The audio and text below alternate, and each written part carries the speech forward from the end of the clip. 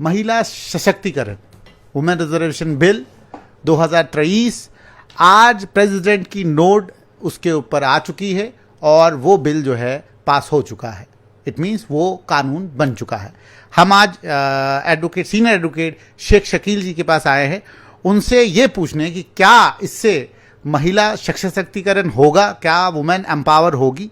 तो शकील साहब, आपका स्वागत है स्ट्रेट लाइन में। बहुत शुक्रिया आपका। पहला मेरा सवाल यह है, क्योंकि जम्मू कश्मीर में ये लागू नहीं हो रहा है, पूरे हिंदुस्तान की बात की जाए तो क्या इससे महिला एम्पावर होगी? सबसे पहले मैं आपको ये कहूँगा, ये बड़ा खुशाइन कदम है। अभी शुरुआत है, ये कहना अभी कि इससे कितनी एम्पावरमेंट होगी ये तो वक्त बताएगा। लेकिन एक चीज़ तो ज़रूर है कि हमारे समाज का जो एक इम्पॉर्टेंट वर्ग है, जो हमेशा अनरिप्रेजेंटेड रहा है बहुत सारे खित्तों में, मुझे ये लगता है कि एक तारीखी कदम है और इसके लिए मैं सेंट्रल गवर्नमेंट को बधाई देना चाहूँगा। एक अच्छी शुरुआत, एक अच्छी सोच, और मुझे ये महसूस होता है कि हमारी बच्चियाँ, बहनें, हमारी माताएं, जिनका पॉलिटिकल एस्पिरेशंस हैं, जो पावर शेयर करना चाहती हैं सिस्टम में, ये उनके लिए एक बड़ा खुशाइन कदम है। एक अच्छी खासी परसेंटेज जो है वो उनको मिलेगी। अभी आप देखिए, हम जम्मू कश्मीर की बात करें, यहाँ डीडीसी पोल्स हुए तो यहाँ पे भी आप देखेंगे हर ज़िले में वीमेन को अच्छी खासी रिप्रेजेंटेशन थी, और आज कई ज़िलों में तो चेयरपर्सन है हमारे। यहाँ एक चीज़ देखी गई शकील साहब, बड़ी इंटरेस्टिंग बात है ये कि महिलाएं बन तो जाती हैं, लेकिन कहीं ना कहीं जो कानून है, कानून चलाने वाले जो है उनके कहीं ना कहीं पति देवी होते हैं। तो इसमें पुंछ में भी बाज़ाब्ता मजबूरन एक ऑर्डर निकाला गया, डोडा में एक ऑर्डर निकाला गया, बहुत अलग अलग जगहों पे कि या तो ये डीडीसीज खुद आएँ, बीडीसीज खुद आएँ, अदरवाइज जो है हम इनके ऊपर एक्शन लेंगे। देखिए, आप बिल्कुल सही कह रहे हैं, लेकिन बेसिक प्रॉब्लम क्या है, मैं आपको एक चीज़ कहूँगा। पॉलिटिकल ये जो पावर है, डिस्पेंसेशन है, अब कई जगहों पे जैसे सीट्स रिजर्व हो जाती हैं जब वीमेन को दी जाती है, उस सिस्टम का हिस्सा बनने में आपको थोड़ा वक्त लगता है। आप देखिए, कई बार कई एमएलए होते हैं, हमारे साथी हैं, वो कहते हैं कि अभी जो ही हमें अपनी पावर्स की समझ आई थी तो टर्म ख़त्म हो गई। अब हमें मालूम हुआ था कि किस तरह से डेवलपमेंट करवानी है, किस तरह से लोगों के काम करवाने हैं, तो इतने में हमें टर्म ही पूरी हो गई या सरकार गिर गई। मुझे ये लगता है कि ये एक कंटिन्यूस प्रोसेस है, वक्त लगेगा, लेकिन एक शुरुआत है। जिस तरह मैंने आपको कहा, देखिए, सरकार ने कहा कि हम एजुकेशन को डोर स्टेप पे ले जाएंगे। पहले आप देखिए, हम लोग एलएलबी करते थे, मुझे याद है जम्मू में एक फैकल्टी होती थी, और मोस्टली लोग जम्मू में अगर आप किसी को पूछेंगे एलएलबी कहाँ से किया, तो वो कहते थे अलीगढ़ मुस्लिम यूनिवर्सिटी से किया है। ठीक है, आज आप देखिए जम्मू में ही, जम्मू यूनिवर्सिटी में लॉ फैकल्टी, जम्मू यूनिवर्सिटी में लॉ स्कूल, इसके अलावा हमारे प्राइवेट लॉ कॉलेजेस, ठीक है, देखिए, और फिर लॉ यूनिवर्सिटी तक बन गई है। बिल्कुल। और दूसरी बात मैं आपको ये कहूँगा कि आप देखिए, आज मोहर में, दरमाड़ी में डिग्री कॉलेज है।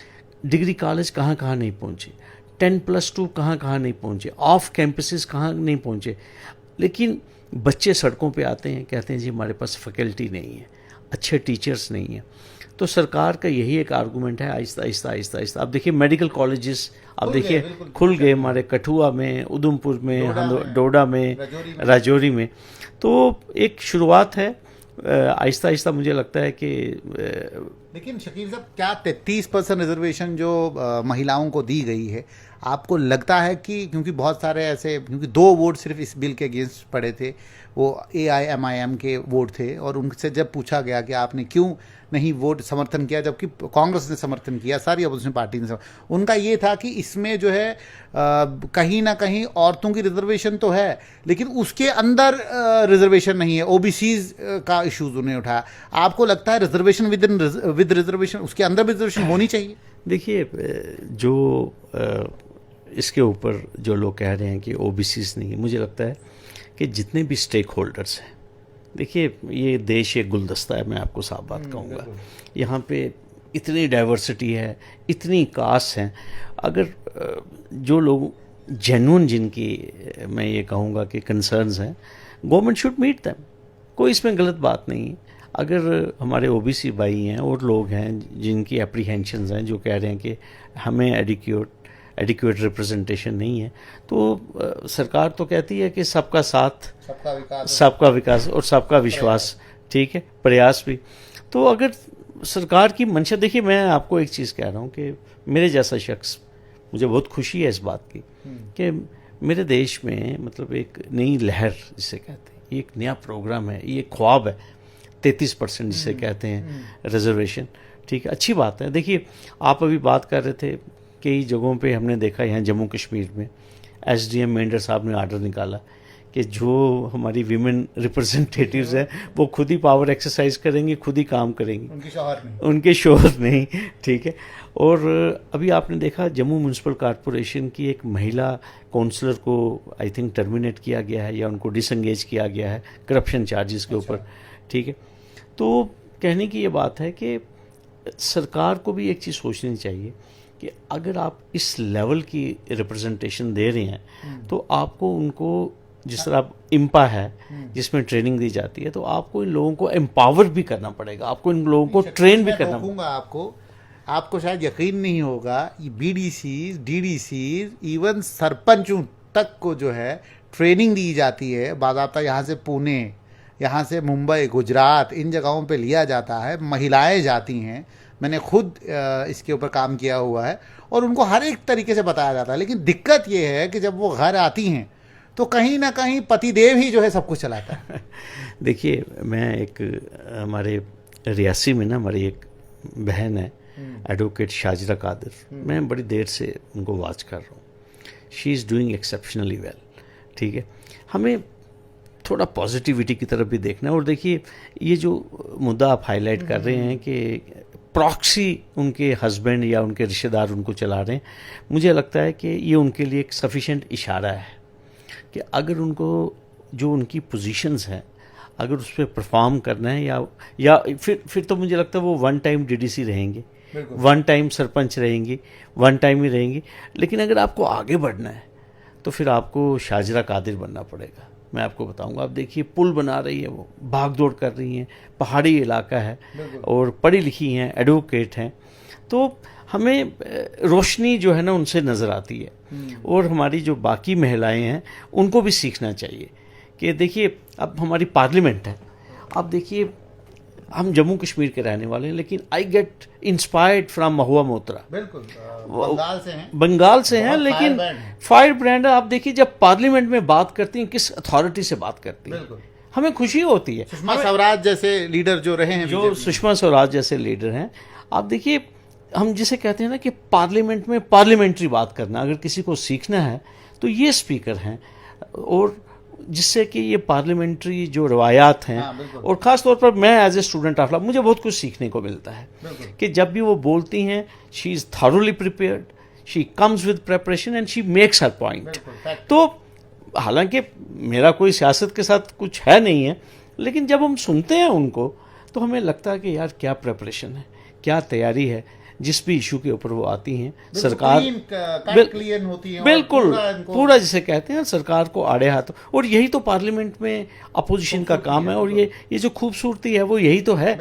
तो मैं यही अभी तो सबसे पहले तो मैं ये कहूँगा कि जो ख्वाब हुकूमत ने देखा है ये शर्मिंदा ताबीर हो, और ख़ास तौर पर मैं दिल की गहराइयों से सरकार को भी और जो हमारे भारतवर्ष की जो महिलाएं हैं, ठीक है, उनको मुबारकबाद पेश करता हूँ। ये एक तोहफा है, और जिसको भी मौका मिलेगा, जिस भी ऑफिस को होल्ड करने का, वो उसके साथ जस्टिस करें, इंसाफ करें। इसमें अब सियासी सवाल एक पूछूंगा, यहाँ पे अभी जो है पार्टियों के अंदर बड़ा ही हड़कंप मच चुका है।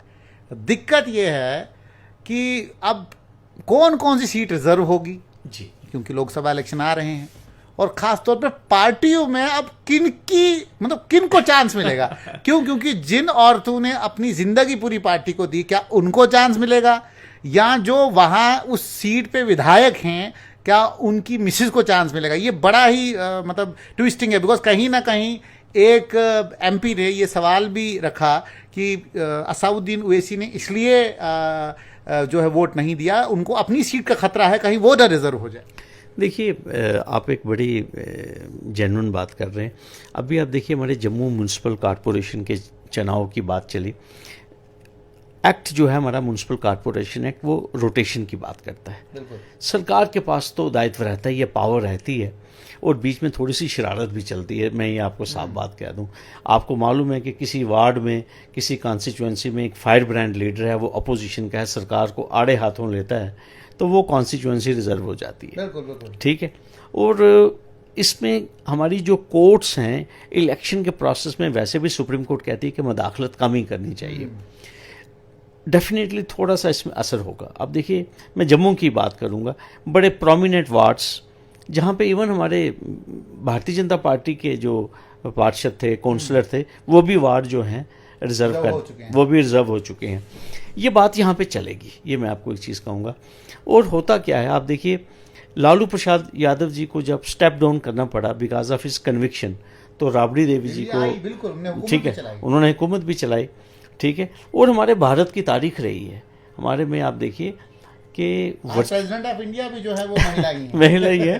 तो इसलिए मैं आपको एक चीज़ कहूँगा, ये सियासत और ये जो इक़्तिदार है, इसके लिए हम लोग असूल जो है ना, उनको बालाए ताक जो है वो रख देते हैं। अभी आप जम्मू में देखिए, कई जगहों पे जो वार्ड रिजर्व हैं, उसमें मोस्टली जो सीनियर पॉलिटिशियंस थे, उनकी वाइफ्स हैं। सवाल पूछ रहा हूँ, क्या देखें ना, अब यहाँ सवाल कुछ और है। यहाँ मैं ये पूछ रहा हूँ कि जो लड़ रहे थे, अगर वो सीटें रिजर्व हुई, क्या वो अपनी मतलब अर्धांगिनी को, अपनी पत्नी को लड़ाएंगे, या पार्टी में जो सीनियर मोस्ट महिला है जिसका हक है कि अब वो जो है इलेक्शन में आए, क्या उनको लड़वाएंगे? ये सवाल मेरा है। आपने बड़ी अच्छी बात की। देखिए, होना तो ये चाहिए डॉक्टर साहब, मैं आपको कहूँगा कि जिन लोगों ने पार्टी के लिए वक्त दिया है, उनको मौका मिलना चाहिए। आप देखिए, चाहे बीजेपी है, एनसी है, इनके ये कैडर बेस्ड पार्टीज हैं। इनके साथ लोग 20-20, 30-30, 40-40 सालों से जुड़े हुए हैं। मुझे लगता है कि कैडर को स्ट्रेंथन करना चाहिए। फारूक साहब की सीट को रिजर्व कर दिया गया, या जुगल किशोर जी की सीट को रिजर्व कर दिया गया, या जो अपने हमारे डोडा उधमपुर के जो अभी एमपी हैं जतिंदर सिंह जी, अगर उनकी सीट को रिजर्व, मतलब ये तो अब सोच है ना कि कहीं पे भी अगर सीट रिजर्व हो जाती है तो क्या पार्टी अपनी महिला, जो सबसे स्ट्रॉन्गेस्ट महिला हैं उनकी, क्या उनको मौका देंगे, या वो जो है अपनी अर्धांगिनी, अपनी बीबी को मौका देंगे? ये पॉलिटिकल एक्सपीडियंसी होती है डॉक्टर साहब। अच्छा, कौन कितना रसूख। नहीं, आपको क्या लगता है? बिकॉज जहां तक प्रकरण हमने देखा है, जो बीडीसी में हुआ, वहां तो यही हुआ कि अगर शौहर को सीट ना मिली, रिजर्व होगी, तो उन्होंने अपनी जो है बीवी को जो है लड़ाया। मैं डॉक्टर साहब तभी आपको कह रहा हूँ, I am using the expression political expediency. आपको लगता नहीं कि जाल है जिसमें कहीं ना कहीं, क्योंकि यहाँ तो बीजेपी ने पूरी स्टडी कर ली है, ये पार्टियां कहती हैं, मैं नहीं कह रहा हूँ, पूरी स्टडी की है कि भाई हमारे पास लीडर हैं कि नहीं है, उसके बाद ये जो है उनकी गोद में डाल दिया, और वो भी इसको जो है कहीं ना कहीं इग्नोर नहीं कर सकते हैं। तो आज जो है अब इस जाल में ये फंस चुके हैं कि अब कौन कौन सी लीडरों को ढूंढ ढूंढ के जो है ये इलेक्शन में लड़वाएंगे। देखिए, मैं आपको बताऊंगा, बिल्कुल तलाश जारी है। रिटायर्ड ऑफिसर्स को ढूंढा जा रहा है, जो अच्छी छवि के लोग हैं उनको ढूंढा जा रहा है, मौका मिलेगा उनको मौका मिलेगा। ये मैं आपको कहूँगा डेमोक्रेसी है। देखिए, मैं आपको बात, जिस इलाके से मैं आता हूँ, वहाँ एक जैडियो साहब बड़े प्रोमिनेंट हैं, वो रिटायर हुए हैं, वो फ्रंट रनर हैं बीजेपी की सीट के लिए। इसी तरह और भी जो अच्छी छवि के लोग हैं किसी भी कॉन्स्टिट्यूंसी में, तो हर एक पार्टी कोशिश कर रही है उन लोगों से राब्ता कायम करने के लिए, क्योंकि अब देखिए कुछ सीटें तो रिज़र्व हैं ही हैं, अब तो डेफिनेटली वहाँ पे रिज़र्व कैटेगरी के कैंडिडेट आएंगे। जिस तरह से आप बात कर रहे हैं, तो पहली कोशिश जो है, जो लोग वहाँ पे सिटिंग थे, उनकी तो यही कोशिश रहेगी कि भाई भतीजावाद चले, उनका घर कोई रिश्तेदार आ जाए, घर का आदमी आ जाए, कुर्सी अपने पास रहे। क्योंकि देखिए ना, कुछ तो हमने ठेकेदारी खुद ही बना दी, जो CDF वाला चक्कर चला। हाँ, बिल्कुल ठीक है। तो अब तो बच्चे को मालूम है कि जो हमारे ये जो कॉन्स्टिट्यूंसी डेवलपमेंट फंड था, इसमें से 10% 15% जो मलाई थी वो ऊपर से ही निकल जाती थी। तो इसमें तो कोई शर्म है ही नहीं बात करने में। तो इसलिए सियासत को भी साफ होना पड़ेगा। और जिस तरह आपने जो बात की, ये बड़ी खुशाइन बात है कि अगर आप एम्पावरमेंट ऑफ वीमेन चाहते हैं, तो हर कॉन्स्टिट्यूंसी में हर जगह एक पढ़ी लिखी बात करने वाली औरत होनी चाहिए, ताकि एक मैसेज अच्छा जाए। वो अच्छे, देखिए हम कहते हैं नुमाइंदा कौन होना चाहिए? नुमाइंदा होना चाहिए मोहतरा जैसा, ठीक है, बात तो कर पाए ना, अपनी बात रख पाए, ठीक है। और अभी आपने देखा जो डीडीसी का आपने जो माहौल देखा, देखिए रस्साकशी रही हमेशा। जो हमारे डीडीसीज हैं उनकी तो डिप्टी कमिश्नर के साथ हर जिले में आप देख लीजिए, मतलब डीसी ने तो उनको कुछ समझा ही नहीं। मैं आपको साफ बात कहूंगा, आप, मैं किसी की मिसाल नहीं दूंगा, आप ही के जिले की मैं मिसाल दूंगा। आप देखिए रोज वहां पे एक रस्साकशी रहती है between the district administration and वो तो भाजपा का ही है। जो अगर आप चेयरमैनसी ले ले वो भी भाजपा का है। और कहीं ना कहीं मुझे जहां तक खबर है, मुझे खबर मिली थी सोर्सेज से ही, कहीं ना कहीं को डीसी साहब खुद गाँव में जा रहे थे तो चेयरमैन साहब परेशान हो गए, भाई ये तो खुद ही मुद्दे खत्म कर रहे हैं, तो हमें जो है दिक्कत हो रही है। तो कहीं ना कहीं मुझे लगता है वो रिजेंटमेंट थी वहाँ। देखिए आपने डोडा की मिसाल दी, डोडा में तो है ही, आपने सही फरमाया, धनत्तर सिंह जी हैं शायद, वो तो बीजेपी के हैं। तो मुझे तो यहाँ तक पता चला कि वो इतना वोकल हो चुके थे कि एन मास वो लोग रिजाइन करने वाले भी थे, ठीक है। और फिर उसके बाद शायद उनको पार्टी हाईकमांड ने रोका, मना किया कि भाई आप थोड़ा सा खामोश हो जाएं, ये अच्छा मैसेज नहीं जा रहा। हर जगह आप अगर देखें, अब पूजा जी हमारी किश्तवाड़ में है, तो आप वहाँ भी अगर देखेंगे तो you will find a different kind of scenario. मतलब पहले शायद उनको मालूम नहीं था कि डीडीसी कैसा होता है, लेकिन बाद में उन्हें संभाला और आज वो खुद इंस्पेक्शन भी कर रही हैं, बाकी चीज़ें देख रही हैं। तो कहीं ना कहीं ये जो वुमेन रिजर्वेशन बिल है, मेरा सवाल पूछने का ये था कि जो बड़ी बड़ी असामियाँ हैं, सियासत की असामियाँ, आपको लगता नहीं है कि उनको झटका लग सकता है इस बिल से? डेफिनेटली। देखिए मैं आपको एक चीज़ कहूँगा, आम आदमी के हाथ में पावर जानी है, बिल्कुल आपको मैं सही में कहूँगा।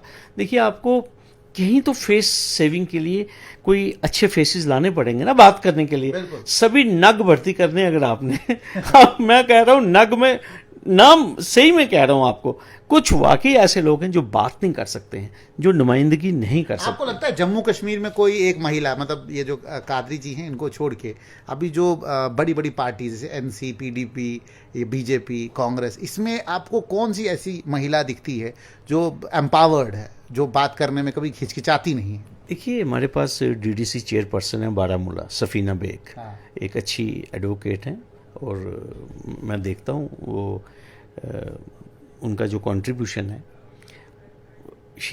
आप देख लीजिए उनकी, जब उन्होंने कंटेस्ट किया था आई थिंक करीरी से, बारामूला से वो जीती हुई हैं।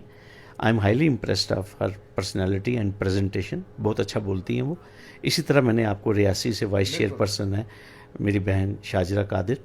तो इसी तरह कहाड़ा में भी एक मैंने देखा कोई एक लेडी हैं फातिमा जी, मैं उनसे भी बड़ा इम्प्रेस्ड हूँ। और काफ़ी लोग हैं मेरे जहन में अभी नाम, भारतीय जनता पार्टी कोई भी लेडी अभी लाभ नहीं लिया, ठीक है। देखिए मैं आपको सच्ची में कहूँगा कि यहाँ जम्मू में हमारी डिप्टी मेयर थी मैडम पूर्णिमा जी, पेशे से वकील हैं, अच्छा बोलती थी, उन्होंने अच्छा समाज के लिए काम भी किया है। और अभी मैं देख रहा हूँ बीजेपी में बड़े अच्छे फेसेस हैं। साउथ में गांधीनगर में इनकी प्रेसिडेंट हैं, साउथ में रेखा जी हैं, बहुत अच्छा बोलती हैं। तो काफ़ी लोग आए, मुझे लगता है पार्टियों ने अब इन लोगों को मौका, देखिए ये लोग ऐसे हैं, मैंने आपको कहा ना, जो कैडर में हैं, जो लोग बात करते हैं, जिनको बात रखने का एक ढंग है, आपको उनको स्पेस देनी पड़ेगी, चाहे आपको उनकी शक्ल अच्छी लगती है या नहीं लगती है, लेकिन अब आपको उनको सामने लाना पड़ेगा। बदलाव आएगा। मैं तो ये चाहता हूँ कि बदलाव आना भी चाहिए। और वो लोग जिन्होंने सियासत को अपना कैरियर बनाया है, उनको अपनी जो अपना टाइम स्पेंड कर रहे हैं डॉक्टर साहब, उनको मौका क्यों नहीं मिलना चाहिए? और ख़ास तौर पर वो लोग, मतलब जिन लोगों ने, मतलब जिनकी फैमिलीज़ के पीछे बड़े बड़े लोगों के नाम नहीं है, जो मैं ये कहूँगा कि जिस तरह मैं एक फर्स्ट जनरेशन एडवोकेट हूँ, ठीक है, इसी तरह जो फर्स्ट जनरेशन जिन्होंने पॉलिटिक्स को अपना कैरियर चुना है, जो खिदमत कर रहे हैं लोगों की, तो उनको मौका मिलना चाहिए, वो आगे आने चाहिए, तभी बात बनेगी ना। अब देखिए कुछ भी है, अब मैडम द्रौपदी मुर्मू हैं, एक प्रेसिडेंट ऑफ इंडिया हैं, एक ट्राइबल कम्युनिटी से आई हैं, सीधा फैमिली से। आपको लगता नहीं मोदी शाह का जो ये सिलेक्शन क्राइटेरिया है वो कुछ अजीब सा सिलेक्शन क्राइटेरिया, किसी को मालूम नहीं होता है कहाँ से कौन उठा के मतलब गद्दी दे देते हैं, और बिल्कुल नॉर्मल जो है इंसान होता है, लोग कभी एक्सपेक्ट भी नहीं कर सकते हैं कि उसको कभी गद्दी मिल सकती है। तो इसी तरीके से ये बिल भी जो है लाया गया, किसी को शक था कि वन नेशन वन इलेक्शन की बात की जाएगी, वो भी नहीं हुआ। कोई कह रहा था कि भाई एसटी स्टेटस किसी को मिलने वाला है, वो भी नहीं हुआ, और अचानक जो है ये वो मेरा दर्शन बिल लाया। आप बड़ी अच्छी बात कह रहे हैं। देखिए हमारा भाई है ट्राइबल जम्मू से, बठिंडी का रहने वाला गुलाम अली खटाना, कभी किसी ने सोचा था? आप खुद सोचिए, वो 30 सालों से मेहनत कर रहा था फील्ड में। आप देखिए जब लोगों के नाम शॉर्टलिस्ट हुए, 7-8 लोगों के नाम थे जिसमें बड़े बड़े नाम थे, और मैं ये समझता हूँ कि सबसे ज़्यादा, जिसे मैं कहूँगा कि लेस इन्फ्लुएंशियल और ग्राउंड का आदमी में चलते थे बिल्कुल, वो गुलाम अली था। ठीक है, और आप देखिए जब उनका नाम डिक्लेयर हुआ, मैंने उस वक्त भी वेलकम किया था कि मैंने कहा ये इसे कहते हैं कि सही मौका देना, ज़मीनी सतह से किसी को उठाना, और जो बात अच्छी है उसको हम क्यों ना कहें, उसकी सराहना क्यों नहीं करें। तो इसलिए गुलाम अली भाई आज पार्लियामेंट में हैं, राज्यसभा के मेंबर हैं, वो अपनी कौम की भी नुमाइंदगी करते हैं और हमारे जम्मू की भी नुमाइंदगी कर रहे हैं। हमारी शुभकामनाएं उनके साथ, और साथ में इसी तरह से मैं ये समझता हूँ कि जो हमारी वीमेन हैं किसी भी जमात में, ये मेरा मैसेज सबके लिए है कि जो भी लोग मेहनत कर रहे हैं, जो हमारी बहनें मेहनत कर रही हैं, जो बिना किसी स्वार्थ के, और सबसे बड़ी बात मैं आपको ये चीज़ कहना चाहता हूँ बड़ी खुल के, अभी भी हमारे समाज में जो लोग एक्टिविज़म में हैं, जो लोग पॉलिटिक्स में हैं, हमारी बहनें, अभी भी हमारे समाज में खुल के जिस इज़्ज़त की निगाह से इनको देखना चाहिए। आप देखिए रोज़ मैं सुनता रहता हूँ सोशल मीडिया पे, अभी पिछले दिनों भी डिबेट थी, हमारी किसी बहन के खिलाफ बड़ा दुष्प्रचार भी किया गया, उन्होंने कोर्ट का भी सहारा लिया। तो लेकिन मैं एक चीज़ कहूँगा कि तालीम जो है उसकी, जो मैं ये कहूँगा उसकी रंगत ही डिफरेंट है। देखिए मैंने आपको जिन महिलाओं के नाम यहाँ पे बताएं वो सभी तालीम याफ्ता है, उन्होंने अपनी तालीम से, अपने टैलेंट से, बदलाव अगर आएगा तो कहीं ना कहीं तालीम से ही आएगा। ये हमारे साथ शेख शकील जी थे जो लीगल तरीके से भी इसको एक कामयाबी मानते हैं और सराहना करते हैं केंद्र सरकार की, जिन्होंने ये फैसला लिया और जिन्होंने एक मौका दिया है ख़ास तौर पे उन औरतों को जो कहीं ना कहीं सियासी तौर पे कमज़ोर थी। अब 33% रिजर्वेशन जब मिलेगी और जब महिलाएं ये जो है सदन में बैठेंगी और उसके बाद जब ये भारतवर्ष का फैसला करेंगी, तब देखने को आएगा कि भारत की दिशा किस ओर जा रही है। फिलहाल जुड़ते रहें स्ट्रेट लाइन के साथ, देखते रहें स्ट्रेट लाइन।